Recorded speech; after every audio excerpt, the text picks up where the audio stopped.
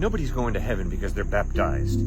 But we, who've put our faith in Christ, need to obey Jesus. And Jesus calls us to be baptized. In Romans chapter 6, verses 1 to 7, the Apostle Paul explains baptism. He points out that when we go under the water, that symbolizes dying to our sinful nature. Unfortunately, Cliff, that's not what Paul's teaching. Just like Jesus died on the cross, we too died on the cross with him. How? Paul explains in Romans 6 verse 4. We therefore were buried with him by baptism into his death. It's very clear. As Jesus literally died on the cross and was buried, we were literally buried with him by baptism. Doesn't say symbolic or even hints at it being symbolic. And then when we come up out of the water, that symbolizes rising to live a new life of obedience to Jesus Christ. Again, Cliff, that is not what Paul is teaching. He's very clear on what he's teaching. In verse 4, he literally says, by baptism is how we're buried into his death. Why? Just like Jesus was resurrected, literally, we too, when we come out the water, walk in new life. We become a new creation. The whole point of baptism is to restore us back to how Adam was before the fall.